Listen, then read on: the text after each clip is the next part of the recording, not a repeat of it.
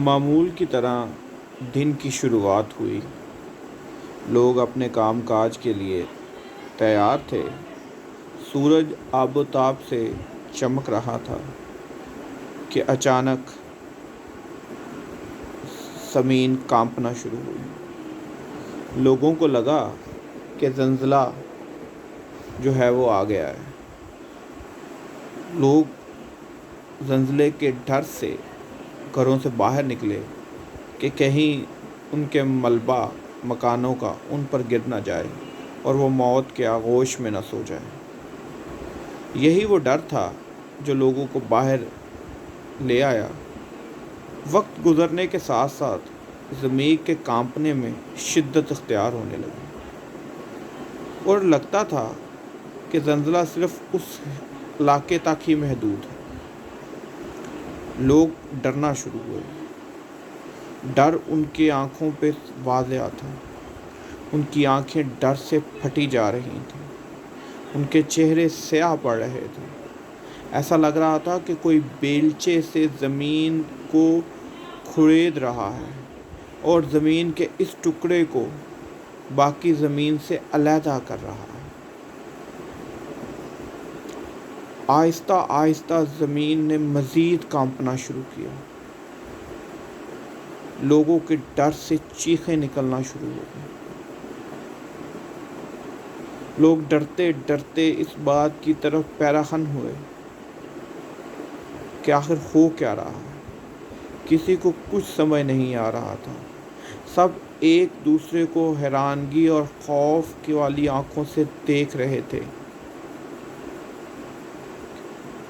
اور پھر وہی زمین کا ٹکڑا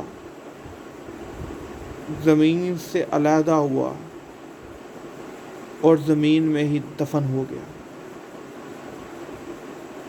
یہ قوم لوط کا واقعہ ہے۔ جب ان کے گناہ حد سے زیادہ بڑھ گئے تو وہ عذاب الہی کا شکار ہوئے۔ عذاب الہی ان پر آ گرا اور وہ زمین میں دفن ہو گئے۔ ان کی اس گناہوں کی بستی کو الٹا دیا گیا۔ ان کی اس گناہوں کی بستی کو مٹا دیا گیا۔ رہا کچھ باقی نہیں، رہا کوئی نشان باقی نہیں۔ اگر باقی رہا تو ان کے گناہوں کا قصہ باقی رہا۔ اللہ کے نیک بندے تو پہلے ہی عذاب الہی سے آنے سے پہلے ہی وہاں سے ہجرت کر گئے تھے، اور وہ پہلی ہجرت تھی جو حضرت لوط علیہ السلام نے کی۔ تو اے سننے والوں، اپنے گناہوں پہ خود ہی کریا کرا کرو، اپنے گناہوں کا خود احتساب کیا کرو، اپنے گناہوں پر خود اللہ سبحانہ و تعالیٰ سے مدد مانگا کرو، معافی مانگا کرو کہ اللہ کی مدد سے، اللہ کی توفیق سے تمہیں توبہ کی توفیق ملے، توبۃ نصوحہ کی توفیق ملے۔ وہ توبہ جس کے بعد تم گناہ نہ کر سکو، برا کام نہ کر سکو، بری عادت کا شکار نہ ہو سکو۔ آپ سوچیں کہ قوموں میں ایک ایک برائی تھی، ایک ایک برائی تھی جس کا ذکر قرآن پاک میں کیا گیا، ان پر اللہ کا عذاب آیا۔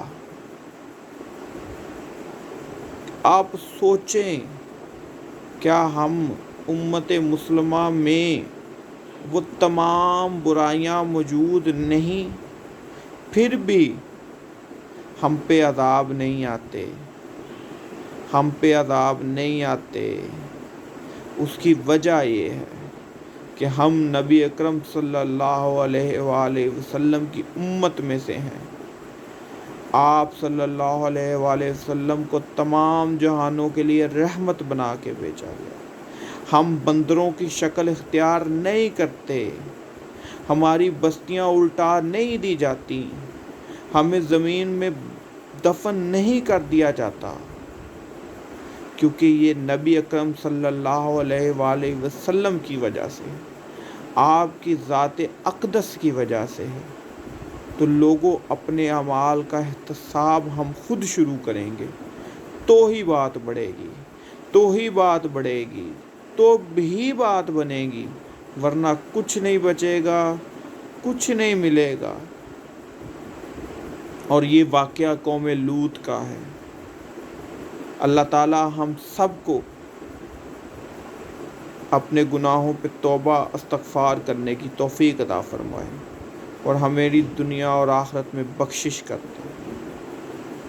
اور آخر میں جاتے ہوئے، اگر آپ اس چینل پہ نئے ہیں تو چینل کو ضرور سبسکرائب کریں اور بیل آئیکن کو دبا دیں تاکہ مزید اچھی ویڈیوز آپ کو مل سکیں۔ شکریہ۔